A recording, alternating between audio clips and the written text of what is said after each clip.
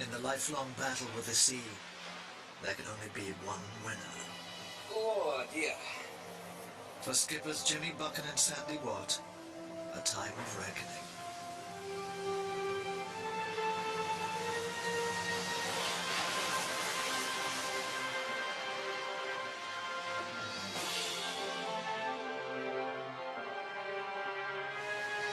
Cyclonic 7 increasing severe gale 9 later, occasionally storm 10.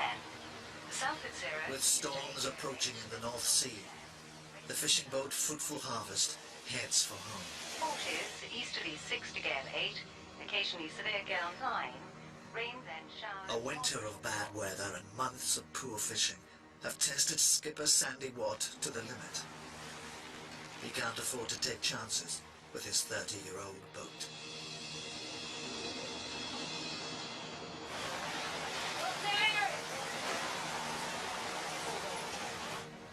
Probably should have replaced the vessel 10 years ago, but without having a son coming behind me, I just felt maybe we'll just have to stick with what we've got till we hang up our boots.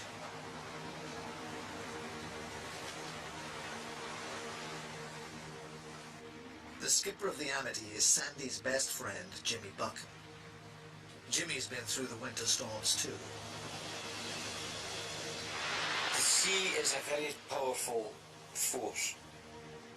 As a skipper and a fisherman, I have the greatest respect for the sea because so much of my colleagues have perished there, and you don't want to be one of them.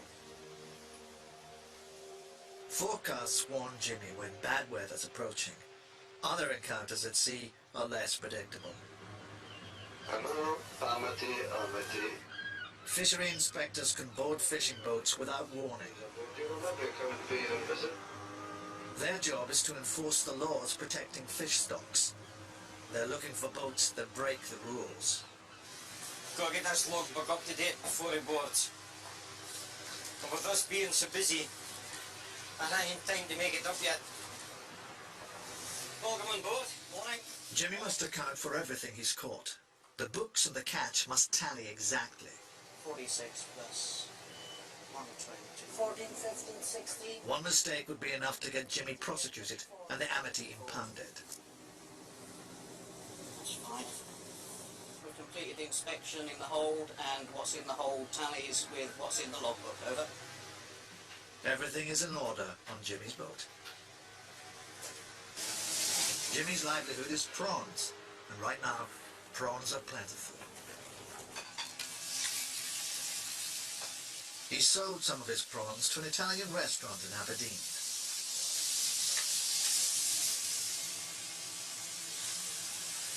Jimmy and Sandy are out for the evening, along with their wives, Irene and Liz. The right challenge here is to get my friend Sandy to eat it. Yep, it looks absolutely gorgeous. It tastes half as good as it looks, will be okay. You know what I mean, Chelsea? It's only Jimmy who catches the prawns. Sandy fishes for haddock. Lately, it's not been going well, but he hasn't lost his passion for the sea. I absolutely love the fishing. I mean, anything to do with fishing. It's just, I love my job. Couldn't see myself doing anything else. Just when you get a good haul, it's just nothing like it. Just fantastic. It just hasn't been happening for us this last 10 months, but it's going to change. Sandy may not have caught much in recent times, but any skipper knows that fishing goes in cycles. Some years are good, and some are bad.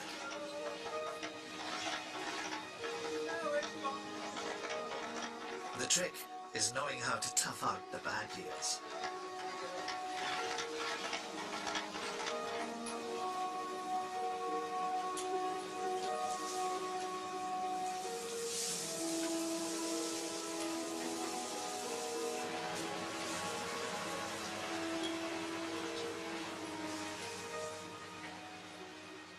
It wasn't long ago that Sandy was catching 10 times more fish than this. 2004, There was an unbelievable amount of fish about 2004. 7th of December 2004. First haul, 172 boxes. Second haul, 56 boxes. Third haul, 62 boxes. Away home, 291. For 3 hauls. That's the way to go to sea. 2nd of December 2004. First haul, 229. Second haul, 49. Third haul, 40. Away in 360 boxes. That's an unbelievable amount of fish. I've never seen that before. I'll possibly won't see that again.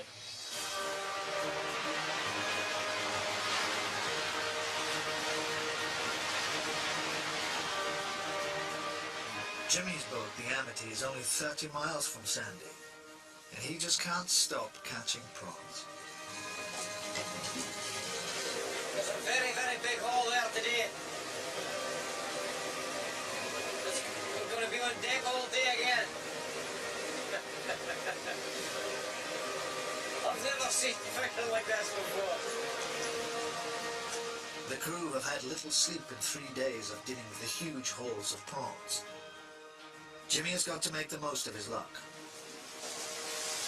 Next week you come out here, the sun could be high, there could be a strong tide, and we could do the same do, and we're lucky if we get enough prawns to feed the crew. But as for now, fishing bonanza.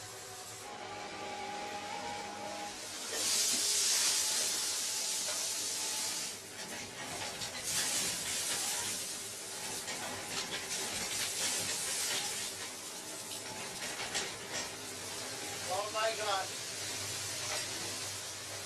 Enough prawns in there to feed all of Africa, I would say. Kevin is the first mate, Jimmy's right-hand man. So far, he's happy with the skipper's decisions. If we keep going the way we're going anyways, we'll have the boat full in another 2 days.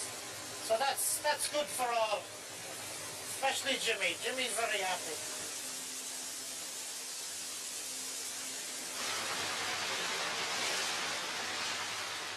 Times are not so good aboard the Fruitful Harvest.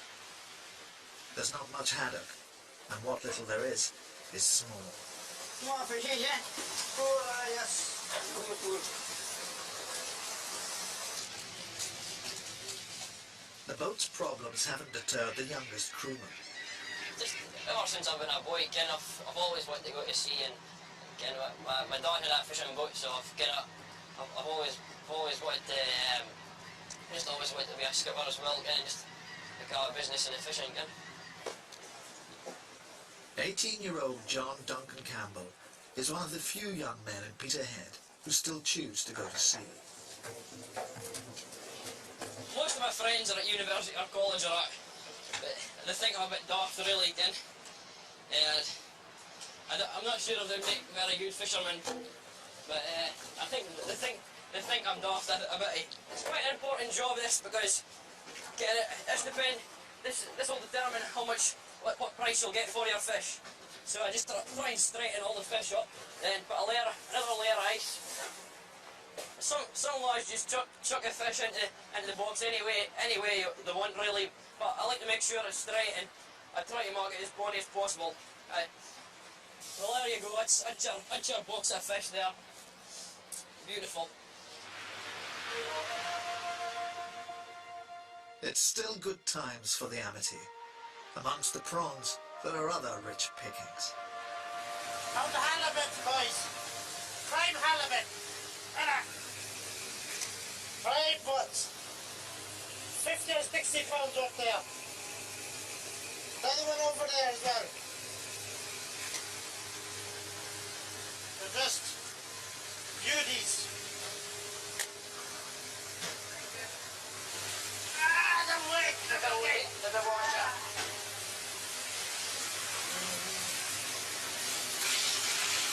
That halibut's worth about 100 quid. Go gently on it, Dougie.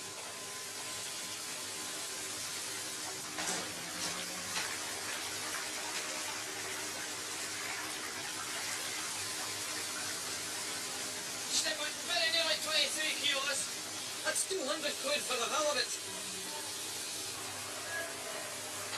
I'm gonna open up the belly on this halibut to see what he eats. A bit of an autopsy. Prawns that prawns in it. You must eat prawns. So there's more than me likes prawns.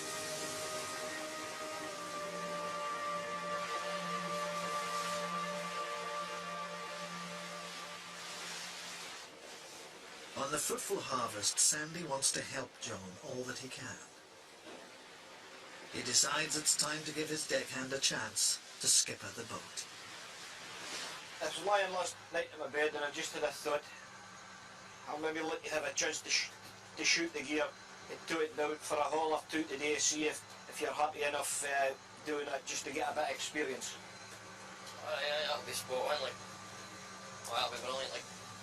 The more experience you can get in, the better, and if you're happy to do it, well, that's good. At least if we don't catch any fish, we'll know who to blame. With the skipper out of the picture, John will be in total control of Sandy's pride and joy. Okay, we're cool. Right. Right, so, Sandy! Oh dear.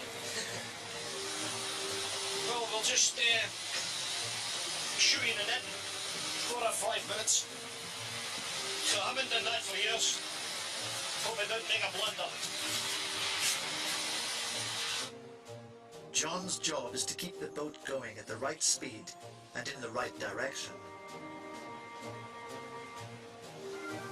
Sandy and the crew make sure the nets leave the boat correctly. Would you believe it? What, hit a back?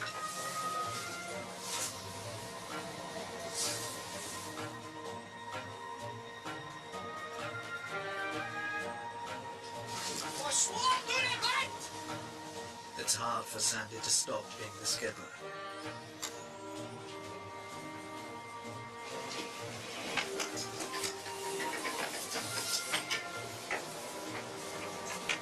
Yeah, you must sign up, look. The nets have been shot successfully. Could have gone a lot worse, I suppose. So it was alright. Cool, I managed, I'm chuffed. Oh, I was a bit nervous, but you forget. I forgot about all the nervousness, like just at the day, I suppose. John's got the first part of the job done, but there's a lot still to come.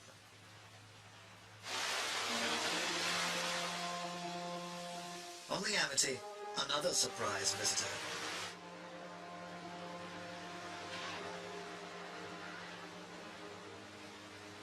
Catfish. They're very sharp teeth on them. Look at that. I suppose you could a proper one, a proper fishmonger, right? But I've never really seen a catfish for sale. Like, I think if somebody's seen that, I think they'd pass by it. I don't think they'd buy it. Would you eat catfish? Ah!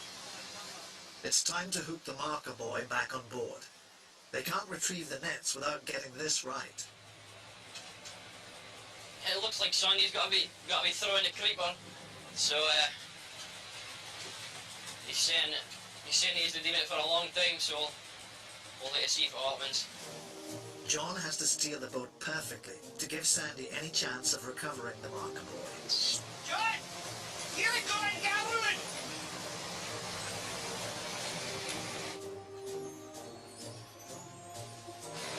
Oh, it's okay, square up!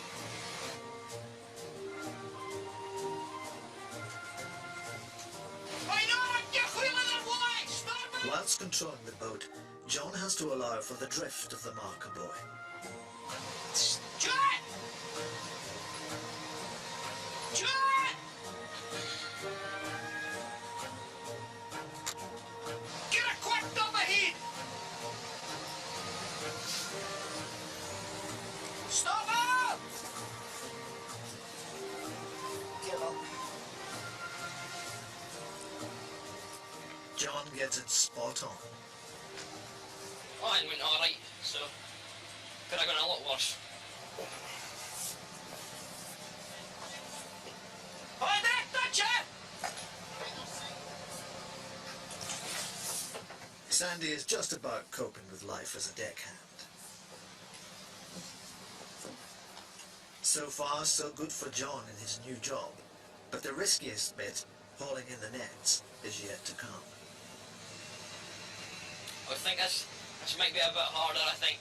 just because there's you've got to watch for a net going into the propeller, so and if that happens, that will be a nightmare.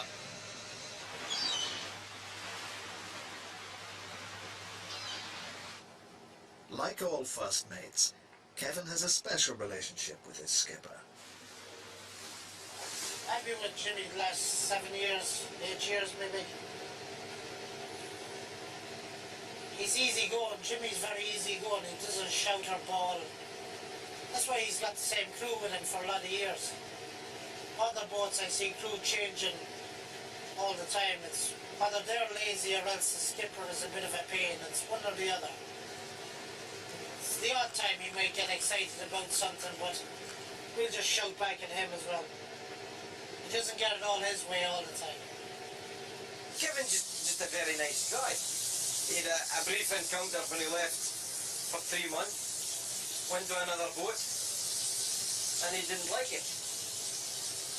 And it was just by chance I met his wife, and she said, well, he wasn't happy. And I said, well, my phone's always there. And the next week he phoned me and he'd come back.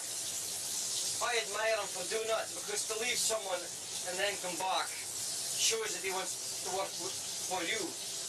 It's all to do with taking a gamble in life. And Jimmy took that gamble, same as any other skipper did, and worked for them. So will I take that gamble? I don't think I've got the confidence in myself to be in the wheelhouse. It's time to haul in the catch on Fruitful Harvest. If John gets this wrong, the nets could foul the propeller and leave the boat stranded. But you've got to try and get away at this side line, John, so try and get her there. Okay, not that way. Okay. There's another blanket to you in case fatigue sets in. See if you can hold the tails for it. Yes. No, just take it off a slow, 10 turns a minute, but sometimes we can fast when it goes here, lift it if you let it pull down. But just take it for a dead slow, okay? You've got a lot of things to look out for, Ken. I could let us break right off, and the reel would spin so fast that the rope would go like over the side of the reel itself. Again, there's just so much things. There's so much things you could do, and it could go pear-shaped. I've got to try and do it exactly the way it's on his tilt when I do it. If I didn't, then we'll just end up in a mess. Stop the heat! Stop the reels! Stop the heat! The nets are getting close to the propeller. This is where it could all go wrong.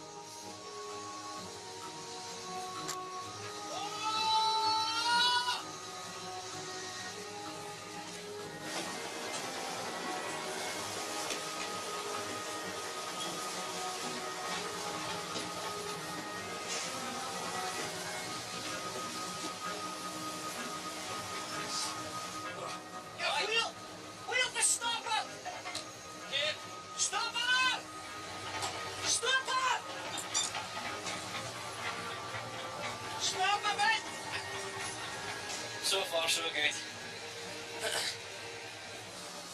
John's growing in confidence. He's had 2 hours as a first-time skipper. He's made no mistakes. I'm glad nothing went wrong again, because that would have been a disaster. Yeah, nothing's went wrong, so I'm quite pleased. Like. You'll go to bed tonight and I'll think maybe a bit more about it. Maybe won't find it so funny if there's no fish and he's getting a good laugh at the skipper. You just learn as you're going along, so he'll have learned quite a lot today. I've learnt a lot just about the boat and how it handles, and just how all the machinery handles. So I've learnt a fearsome lot today. It's not easy. It's really not easy, like.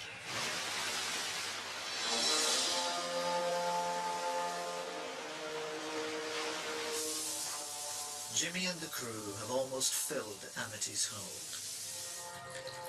He's starting to think of home. Only a face a mother could love looking back at me.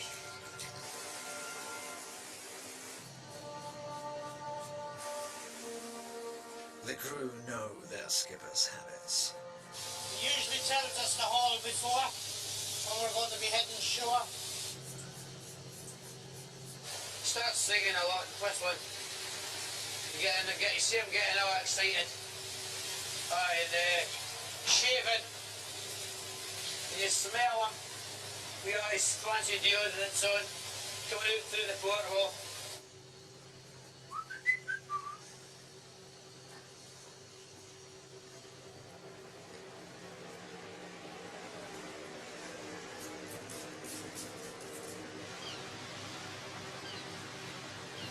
I'm just getting a whiff of detergent going through my nose. He must be cleaning the wheelhouse. So that's a sign telling us we're going home after this haul. He usually doesn't tell us till the very end, like, but he'll probably come out during this haul and tell us, "Hey, oh boys, this is the last haul. Ha ha ha." They make such a mess of it. Spilling cups of tea and chocolate biscuits, crumbs all over the place. That's how he's got to clean it. Sandwiches on the floor and stuff like that, Ken. Maybe if I make too good a job here, I didn't expect you to do it at home as well. If Irene's phones him tonight and he hears Irene's voice, we'll be away in. Declare us it's Irene's voice. Irene picks up the phone and says, "What's happening, James? See you in the morning."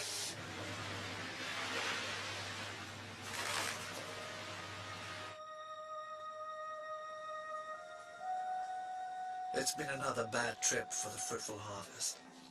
They've returned to port with just 50 boxes of fish. Not enough. Sandy's got to work out how to stop his mounting losses.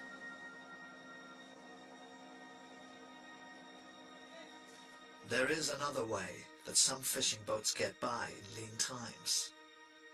Oil companies pay boats to guard against other trawlers damaging their pipelines.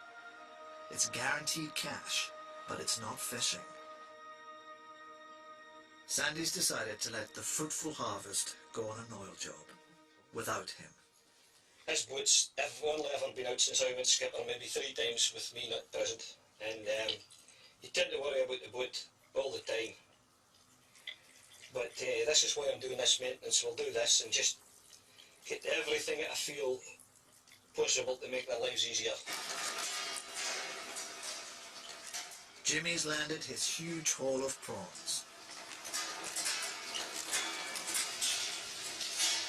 He's looking forward to a big payday.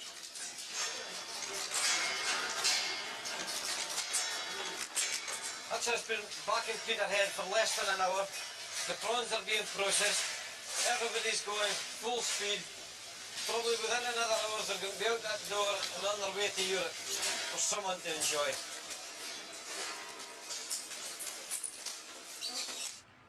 The time has arrived for the Fruitful Harvest to leave port and head for the oil rigs.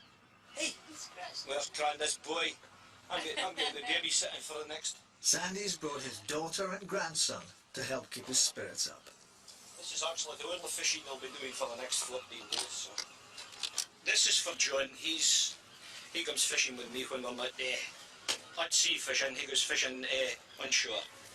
Well, John, I took down my rod as well, so that's fine. That's actually Twin rig. twin rig, yeah. I think he definitely needs a break. He's been quite stressed out. He's got a really good crew for the first time in a long time, and he wants to hang on to them. So I think it'll be good for him to get a break. Although I'll be watching this one for the next 2 weeks.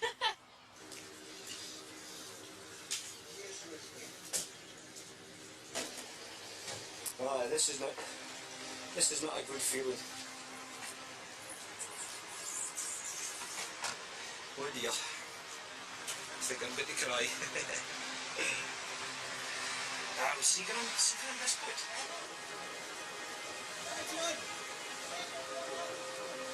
Here we go. Well, we're with him.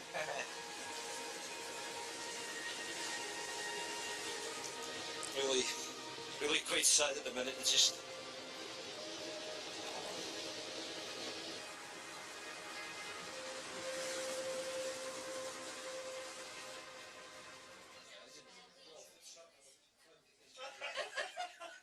the restaurant, they're discussing how much longer Jimmy and Sandy will go to sea. I never really thought I would stop it, and I still wouldn't say I'm thinking much about it. In fact, I'm probably thinking about it less now with young John being aboard the boat. At 47, Jimmy is younger than Sandy. Even so, Irene has doubts about his commitment to fishing. You said you're going to stop at 40. Then he says it's got a 45. I knew you're probably looking at 50. Me personally, I don't think he'll go as long as 50. Honestly? Honestly. I don't think so. I think you'll get packed up really soon.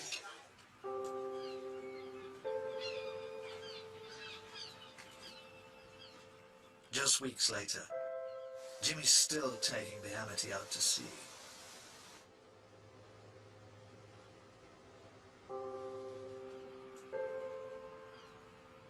It's a different story on Fruitful Harvest. The poor fishing has led to Sandy losing half his crew. For boats like Fruitful Harvest, it's harder and harder to compete with modern vessels. Sandy's had to face facts. After more than 30 years at sea, he's decided to pack up fishing for good.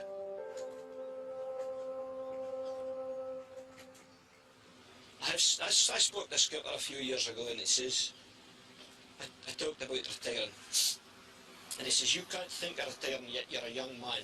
And I says, well, when do you know? He says, when you're not going to sea with a passion. I says, yes, but when's that? He says, you will know.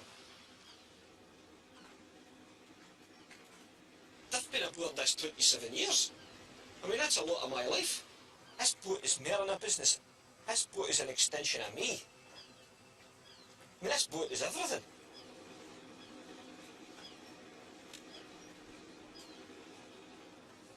I can hardly speak about it.